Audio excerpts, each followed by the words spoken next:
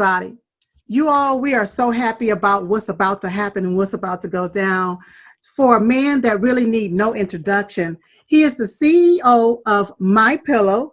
He is the author of the book, What Are the Odds? From Crack Addict to CEO. Please welcome back Mr. Mike Lindell. All right, Mike. Hello, everyone.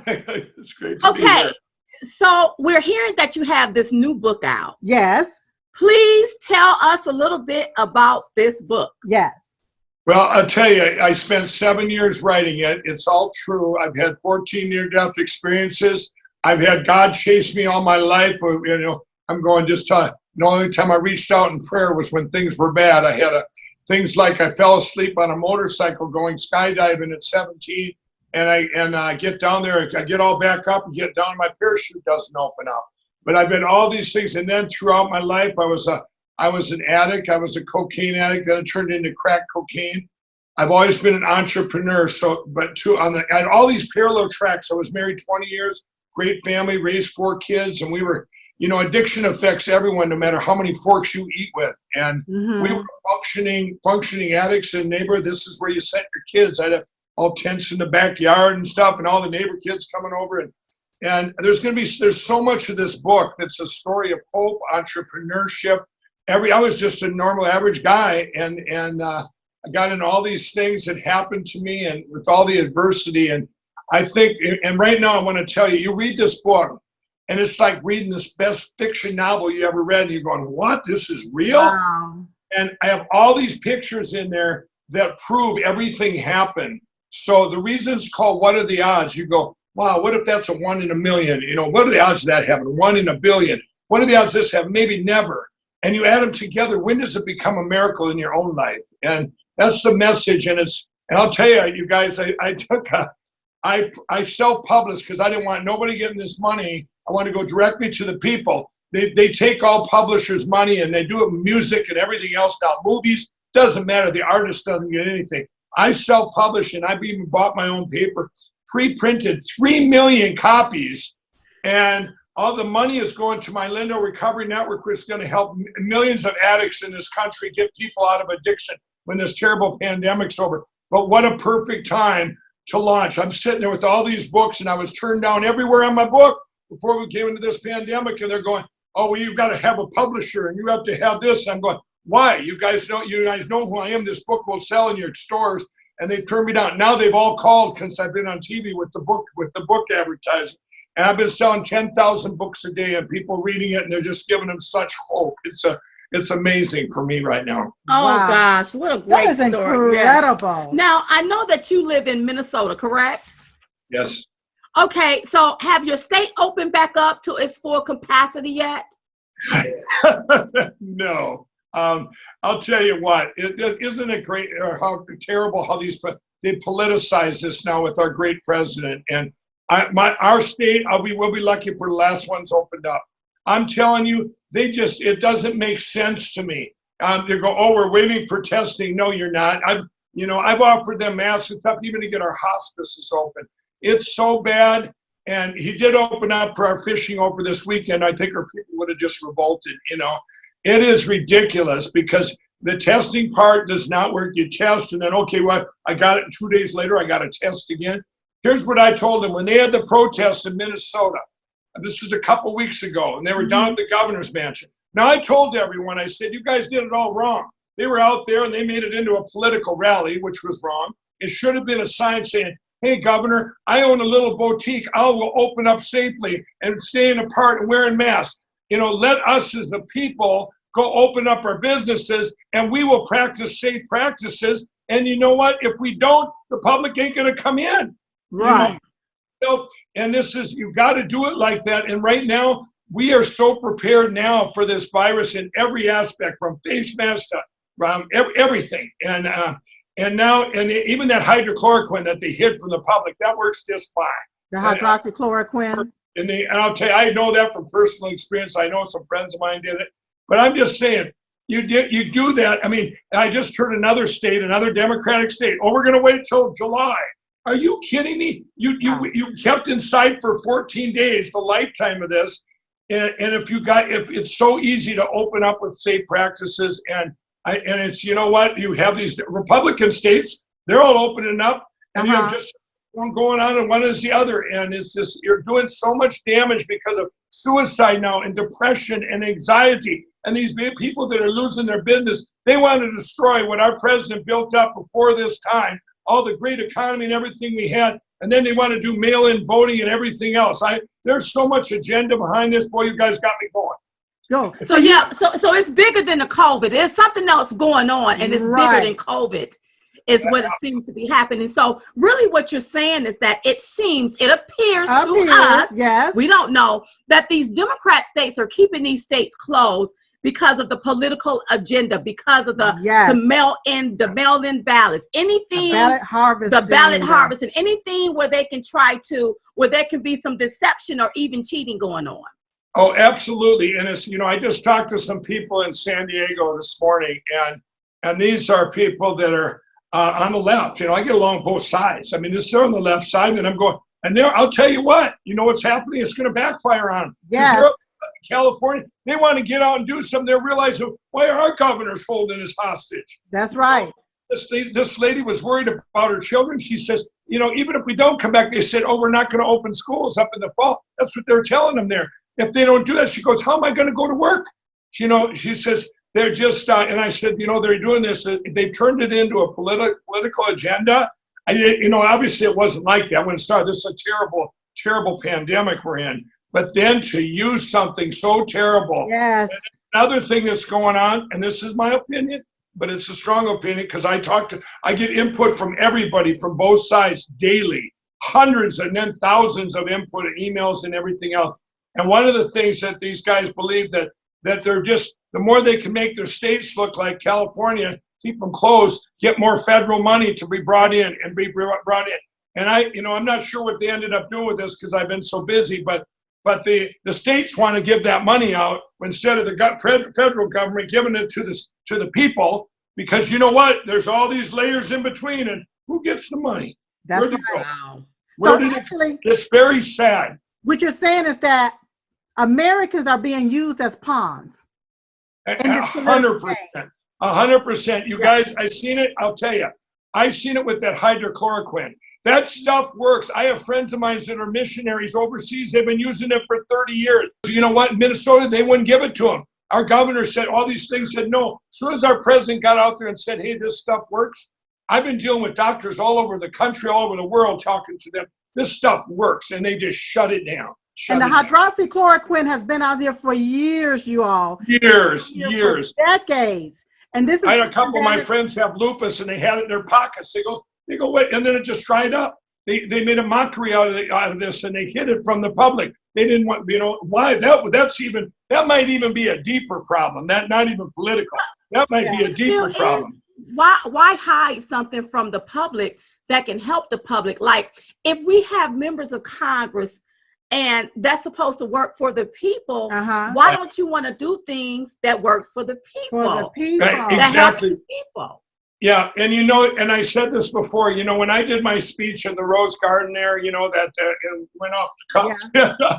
But when I did that, I'll tell you, I tell people all the time, I went back inside and I was talking to them CEOs and the vice president, the president, and people have asked, I said, you know what? I'm an optimist. You all know that. I'm probably the biggest optimist ever. But I left there 10 more fold optimistic because I've seen stuff that our president would do and that no other president would do. He cuts through the change, cuts through the bureaucracy. A Democratic governor called him up for help. Even the one in California, did all that help there. But they called him up. But when it took 8 months, he did it in 4 days. Yeah. Because he hyper-focuses. He takes in all this information like an information vacuum cleaner. And he reaches out to the private sector. I'm going to say something here that's very important. It'll be coming up. But he reaches out to everybody, like all them CEOs there, and has people, you've all been to the White House with me. We've been there. I mean, that wouldn't happen in a normal president. This president takes information in from everything. And then he has a God-given gift to go, here's the problem, here's the solution, and what will it manifest to? And let me tell you, since I was at the Rose Garden by that speech, all this information came. People poured in information from me from around the country, from around the world. Wow. Wow. But this is the kind of information that comes to that because the president reaches out to the private companies and private people to take it. What an you guys all know him. He just takes in information. Yeah.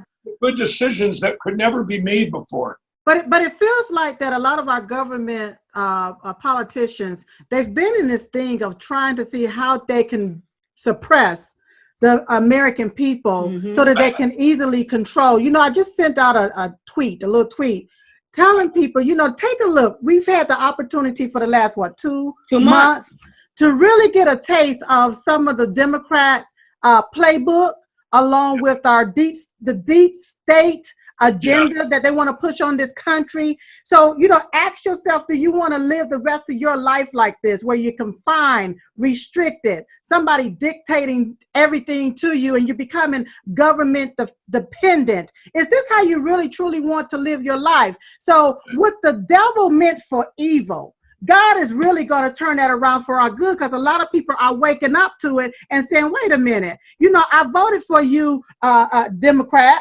and you're keeping me from even working so that I can feed my children or my child or my family. I opened up a business and had this business open for 30 years. Now I'm losing my business, but you don't seem to be giving 2 cents about me losing my business. You want to keep me closed down where I can't take care of my family. So a lot of people are looking at, who did you vote for?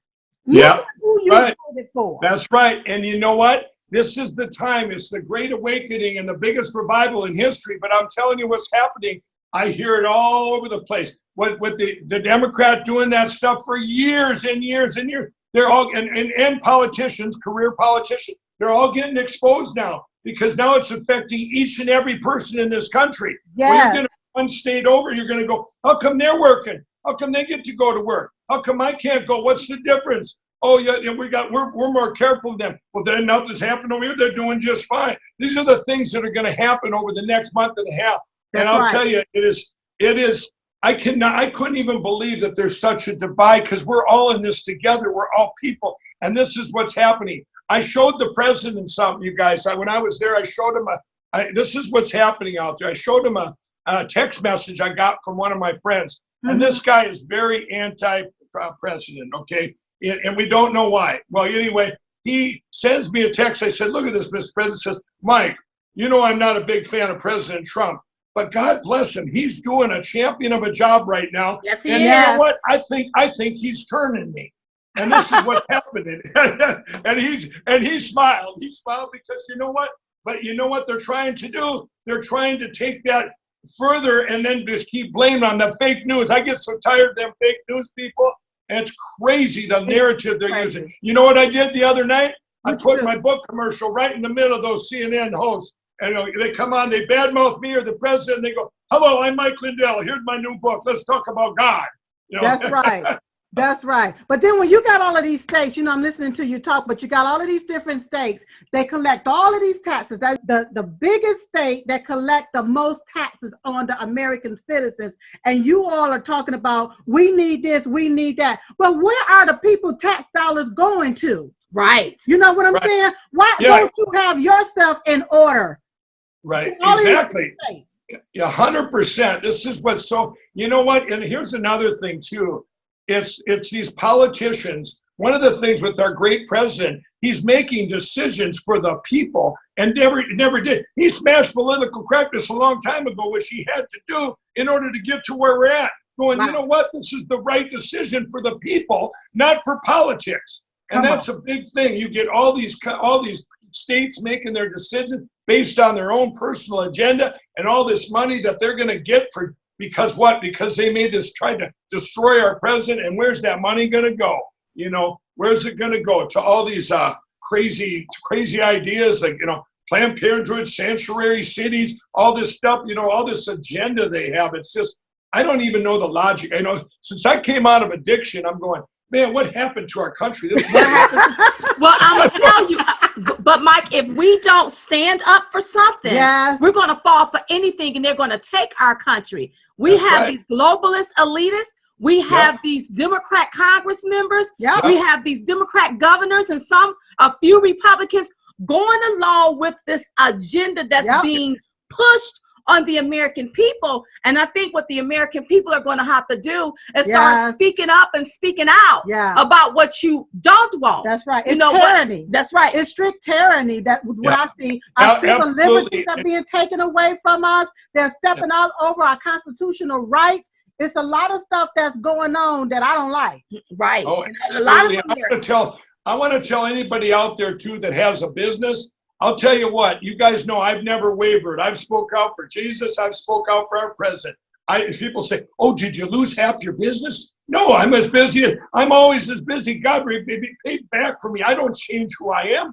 And I'm telling every business out there, we were the silent majority of the people, and everybody speak out, because you know what? We are more than what they are. These are extreme. If you took all the population, I believe you'd have all of them in one little football field together, all this agenda, and all the people are just real people getting brainwashed. I have friends of mine, I'm going, you guys look around you. This is before the pandemic. I go, come on, now it affected you directly. And they go, oh yeah, you're right. And come on in. It was like educating them. Now they're trying to ruin that and make that a distant memory of how, just think, you guys, if we didn't have the hope that we had, that our president gave us before this pandemic, people are already committing suicide and feeling depression and anxiety for being locked up.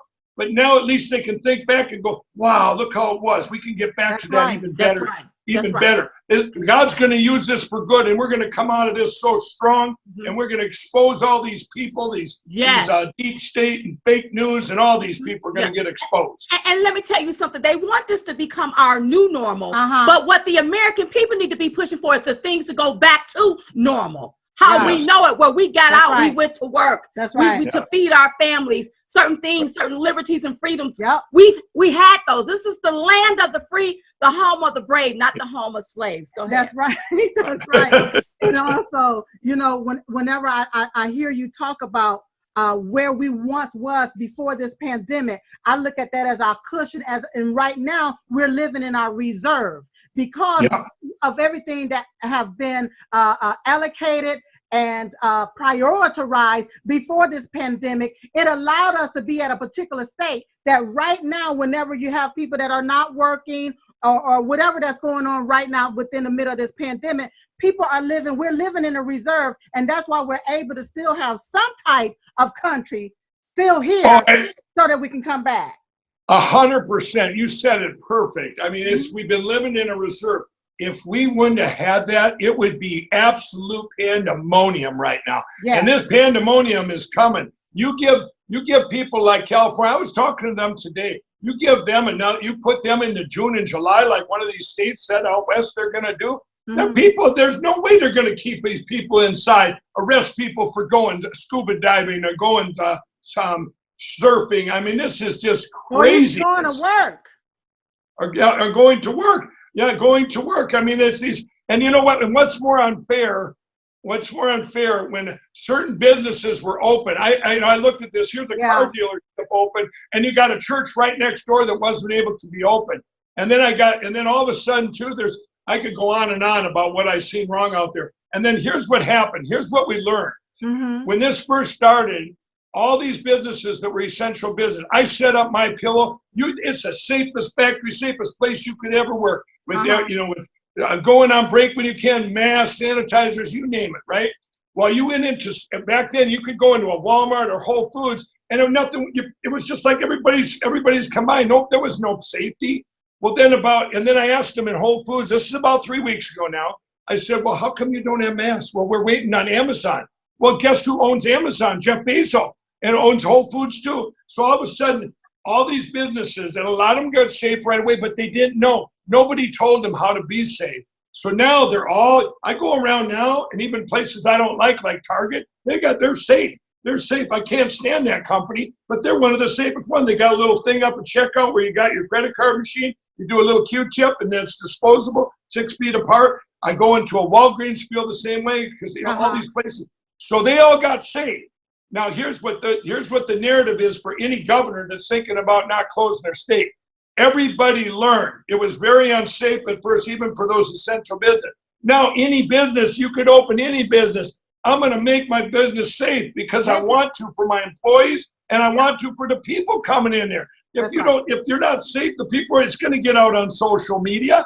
But you know what? It might only be for a while that we go like that, and then pretty soon the masks come off when they realize they have enough or whatever. But for now, let the people I want to make my choice if I want to go out or not. That's right. I want to be at home. If I don't want to go out and feel unsafe, then I'll just stay at home. That's right. And I think all businesses are essential. That's right. We need them. I don't think because that you can choose. That's right. My favorite restaurant haven't been open in almost 2 months, and you see I'm losing weight. I normally go out there twice a week to eat the fried chicken, the macaroni and cheese, the candied yams, and the cabbages. Yeah. So listen, where can we find the book at? Tell everybody where they can. I wanted to ask them about the mask. Okay. How is the mask production coming along?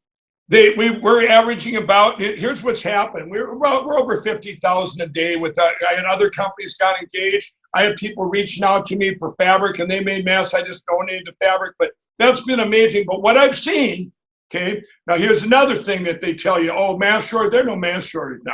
I'll tell you what, all the hospitals right away reached out to me and we did what we could, okay? Then it was the next layer, the nursing homes and stuff like that. And now businesses, they were reaching out and stuff like Salvation Army and stuff like that. And they were reaching out. But now, you know, the economy, I mean, on Amazon stuff, there's people selling masks everywhere now. So the public's got them. They got all the designer masks. But the demand has went down, is what I'm saying. I mean, it's like, you know, okay, who needs a mask? And we're finding that. But I mean, we're still about a week out with people, you know, giving people masks and going to different things. But it's been a blessing to be able to help. And one of the things I'm going to do at MyPillow after this, you know, and you're going to hear about, you know, whether it's sanitizers, 60-day sanitizers, I'm going to make stuff here or keep stuff here because you know what? Our president's right. I'll tell you what, we come out of this, we're never going to be relying on China again. That's right. We're going to be making our manufacturing here like MyPillow's been. And you know what? It's going to be the right manufacturing. And that's going to be a big shift, and it'll be amazing. And I'm tired of our products here getting copied in China too. For our good entrepreneurs, they get copied, and you go into a store and go, "Wait a minute, I invented that. What's that doing down there?" You know, that's all going to change. Wow! Wonderful. Okay, so tell everybody where they can get the book at, Mike. You can get the book at MyPillow.com, and if you do it today, you can get free shipping, and you can also get a $25 gift card for MyPillow. You can use it anytime you want later on, up to you on your next purchase. So if you can use promo code Mike66. How's that? Love it. We love it. Okay, so go to MyPillow.com to get your book and get your $25 gift card. Listen, if we want to have you back on the show, would you promise to come? Absolutely. I'd love to give you an update on that little silver bullet I got out there. I really think that's don't go nowhere because we're going to talk off camera, okay? Yeah. Okay. All right. Okay. So there you have it, you all. Mike Lindell with his new book. Yeah. Go to MyPillow.com to get the book, and you also get a $25 gift card. Just take a look at the scroll below, and it'll tell you everything that you need to do. Listen, we will be back with some more interviews. Yeah. So in the meantime and in between time, we will see you all next time. Love you all. Right. Bye-bye. Bye-bye. I'm Donald Trump, and I approve this message. My administration will take all necessary steps to safeguard our citizens from this threat. Hysterical xenophobia. Giving Americans a false sense. Is it accurate that if these steps had not been put in place, it could have been 2 million people dead here in the United States? Yes. No matter how hard they try to stop us, they can't. We built the greatest economy the world has ever seen, and we're going to do it again. Together, we're beating back the invisible enemy. What the federal government did was a phenomenal accomplishment. Through it all, the world has witnessed the unyielding resolve of our incredible American people. Promise made, promise kept. And I'm fighting for you, and I love doing it with everything that I have. And you know that. With the grace of God, we will win this war, and we will win this war quickly. And we will make America great again.